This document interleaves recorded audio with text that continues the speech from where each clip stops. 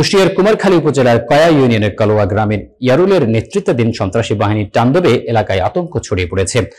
শুক্রবার সন্ধ্যা থেকে সংঘটিত ওই ঘটনায় অন্তত 15টি বাড়িতে ব্যাপক ভাঙচুর চালানো হয়। কুমারখালী প্রতিনিধি মোহাম্মদ আমিনুল ইসলাম জানান, স্থানীয় সূত্রে জানা যায় ইয়ারুলের নেতৃত্বে একদল সন্ত্রাসী ওই গ্রামে ঢুকে ঘরবাড়ি ভাঙচুর করে এবং ঘরের মালামাল লুট করে নিয়ে যায়।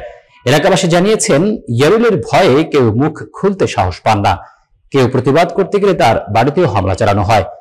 গ্রামবাসীরা অভিযোগ করেন, ইয়ারুলের সন্ত্রাসী বাহিনী কয়েকদিন আগেও পুলিশের উপর হামলা চালিয়েছিল, তবু সে প্রকাশ্যে এলাকায় ঘুরে বেড়াচ্ছে, অথচ প্রশাসন এখনো কার্যকর ব্যবস্থা নিতে পারেনি। একজন অসহায় ভ্যান চালক জানান, তার একমাত্র উপার্জনের মাধ্যম ভ্যানটি ইয়ারুলের লোকেরা কেড়ে নিয়েছে। এতে তিনি এখন পরিবার নিয়ে চরম বিপাকে পড়েছেন।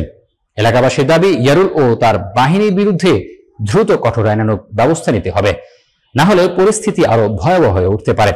কুমারখালী থানার অফিসার্স ইনচার্জ জিয়াউর রহমান বলেন, অভিযোগ পেয়েছি, তদন্তের মাধ্যমে আইন অনুযায়ী ব্যবস্থা নেওয়া হবে।